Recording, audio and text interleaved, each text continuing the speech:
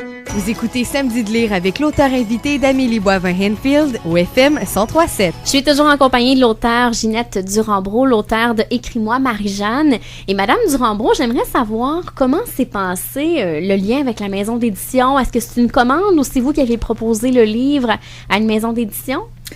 Je l'ai proposé, en fait, à Québec-Amérique. Vous savez que c'est très difficile de trouver des éditeurs parce qu'il y a beaucoup d'écrivains au Québec, il y a beaucoup d'aspirants écrivains. Et donc, j'ai proposé à Québec-Amérique et à un autre aussi. Je crois que c'était Septentrion. Bon, Septentrion avait moins envie de publier un roman. On sait le genre de livre qui les intéresse. Mais je m'étais adressée à eux parce qu'il y avait quand même un caractère historique à ce que je faisais. Chez Québec-Amérique, j'ai connu là Madame Anne-Marie Villeneuve qui s'est intéressée à ce que je faisais et qui m'a dit il faut retravailler et puis tout. Bon, alors je retravaille, je fais ma deuxième version. Et pendant ce temps-là, Mme Villeneuve a dû quitter Québec-Amérique pour aller fonder une nouvelle maison d'édition qui s'appelait Druide. Elle a eu d'ailleurs un bébé durant cette période-là, une petite fille adorable. Et donc, j'ai renoué avec elle, je lui ai envoyé cette deuxième version, qui lui plaisait assez, et puis on a mangé ensemble, et puis là, elle m'a dit... parce que c'est une personne absolument expérimentée, mais aussi extrêmement sensible et qui est très, très habile à détecter les auteurs, je trouve. En tout cas, elle m'a conseillé d'une façon prodigieuse. Elle m'a dit... Écoutez, c'est bien, c'est publiable comme c'est là, mais il me semble que vous n'êtes pas allé assez loin avec certains personnages, dont Rodrigue. Il me semble que votre Rodrigue, il n'est pas allé au bout de sa démarche. Ce genre de conseils. Puis là, je l'écoutais, je me disais, bon, elle a peut-être raison, bon. Puis là, elle m'a laissé là-dessus. J'ai fait ma troisième version. Et elle avait raison, elle avait tout à fait raison. Je suis repartie sur d'autres pistes, j'ai rajouté des éléments, des liens, j'ai fait comme des découvertes qui existait dans la vie du Rodrigue, dans le fond, que j'avais conçu. Et puis, bon, ça a donné ce que ça a donné. Et puis, Druide a publié, et voilà. Et ça a pris combien de temps entre la première édition et la troisième édition? Entre la première version et la troisième, je vous dirais de 2 ans, à peu près. 2 ans. C'est pour ça qu'en tout, on peut parler d'un travail de 3 ans. Il faut vouloir, quand même. Ben oui, mais quand c'est un vieux rêve, puis que on a décidé, il faut dire que je suis entêtée comme une mule, on y va, et puis on persiste. J'y croyais. Il me semble que ça pouvait pas faire autrement.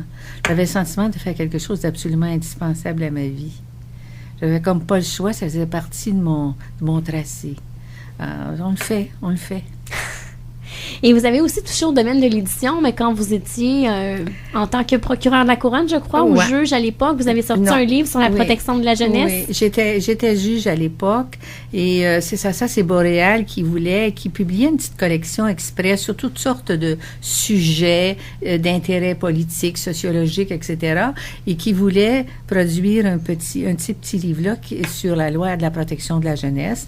Alors, ça s'appelle La protection de la jeunesse, et j'ai publié ça à l'époque. Et selon mon vieux penchant historique, j'avais d'ailleurs pris la peine de refaire l'histoire de la protection de l'enfance à partir du régime français. Ça, c'est toujours valable dans le livre, mais ce livre-là, il est un peu périmé dans le sens que la loi de la protection de la jeunesse, que je décris et que j'explique dans ce livre-là, a été transformée plusieurs fois par plusieurs réformes. Depuis ce temps-là, on est rendu en 2013, et ça, c'était dans les années 90.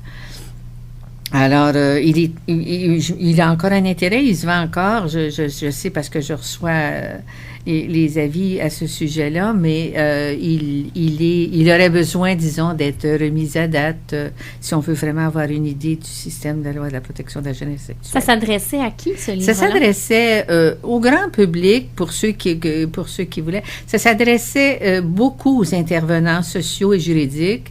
La protection de la jeunesse au Québec, c'est une très grosse affaire. C'est pas seulement le système judiciaire, c'est tout le système d'intervention sociale auprès de l'enfance.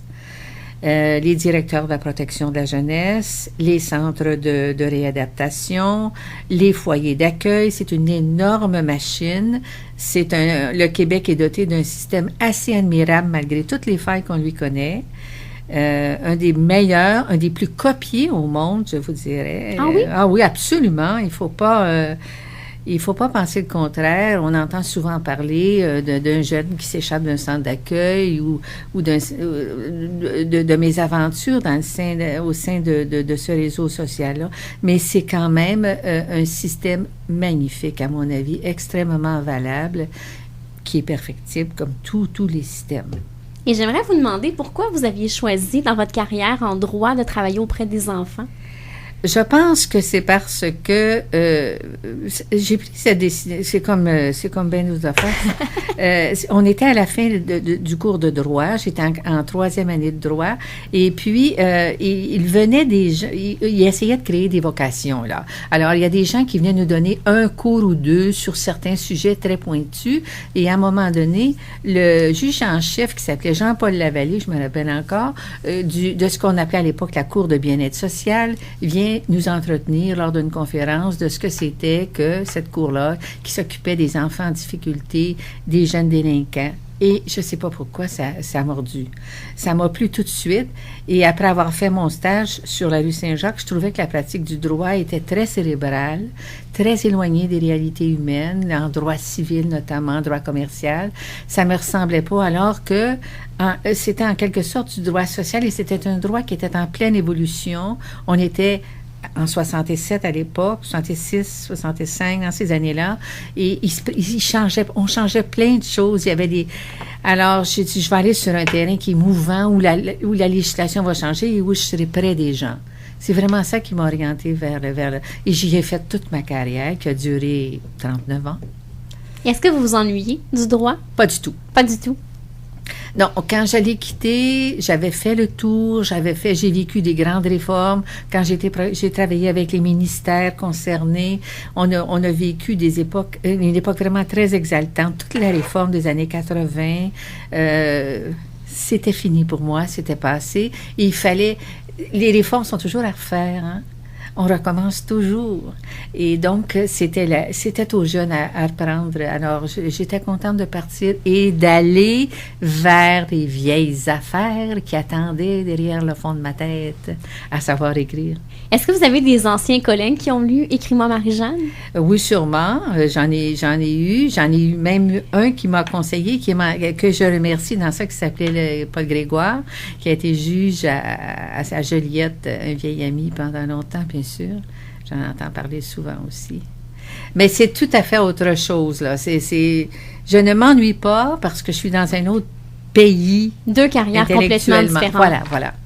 Bien, merci, Madame Durand-Brault. On se reparle dans les prochains instants avec votre coup de cœur Caput. Juste avant, on écoute en musique André Waters et Sylvain Cossette.